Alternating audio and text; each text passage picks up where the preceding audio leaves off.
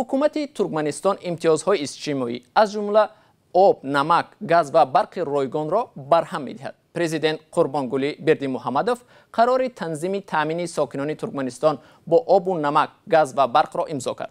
طبق این قرار آب، نمک، گاز و برق از 1 ینوار سال 2019 برای ساکنان ترکمنستان پولکی خواهد شد. چرا ترکمنستان یک بار آب و نمک و گاز و برق رایگان را برای ساکنانش از بین برد و آیا این به معنای ختم سوسیالیسم ترکمنی است؟ با این سوال به بریوس پنیر، تحلیلگر مسائل آسیای مرکزی رادیو آزادی مراجعت کردیم.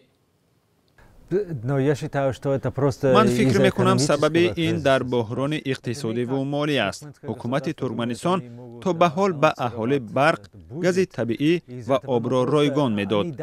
اما حالا حکومت قدرت مبلغ گذاری کردن این را ندارد، بنابراین آنها این را قطع کردند. اما برای من عجیب است ببینم وقتی که مردم پول آب و برق را پرداخت کردن نمیتوانند، حکومت چه خواهد کرد؟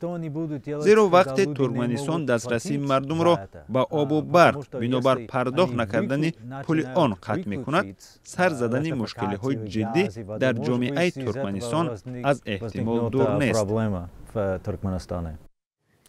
سوال دیگری من از بریوس پنیر در مورد مناسبات تاجیکستان و ترکمنستان بود.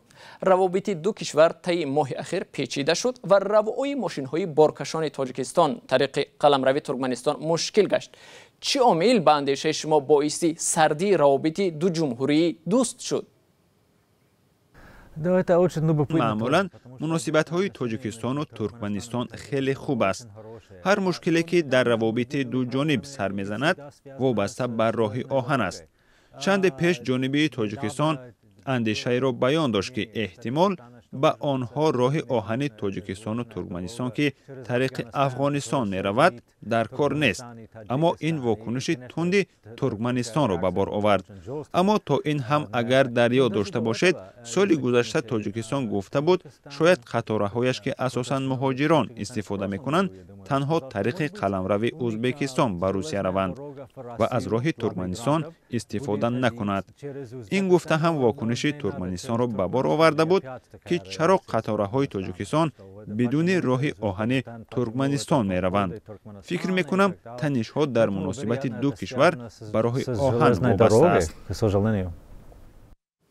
تشکر از بریوس پنیر برای صحبت و ضمناً زمانی که این برنامه تهیه می شد خبر رسید که ترکمنستان با ماشین‌های بارکشان تاجیکستان که چند هفته در مرز این کشور درمانده بودند اجازه عبور داده است. ما هر تحولات این خبر را پیگیری داریم و در نشرهای من بعد شما را با تفصیلات دیگری آن آشنا خواهیم کرد.